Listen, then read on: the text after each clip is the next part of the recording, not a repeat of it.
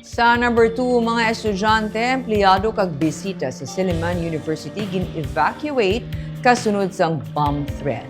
Pila ka security kag public safety assets sa kapulisan, Coast Guard kag military ang gindeploy sa Silliman University sa Dumaguete City bangod sa reported bomb threat pagi sa email.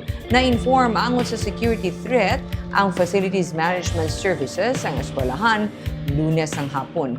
Nagpatigay sa clearing operations sa school campus ang explosive ordnance disposal personnel sa Police Regional Office Negros Island Region kag K9 units halin sa Philippine Coast Guard kag Armed Forces of the Philippines.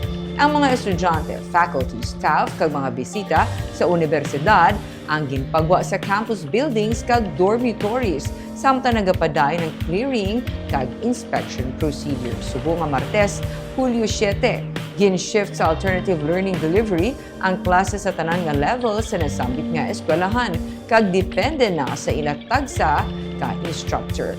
Nagpaandam ang kapulisan nga sarang makasuhan ang mga tawo nga nagahimo sang false bomb threats kag nagaparaptas ng sala nga impormasyon.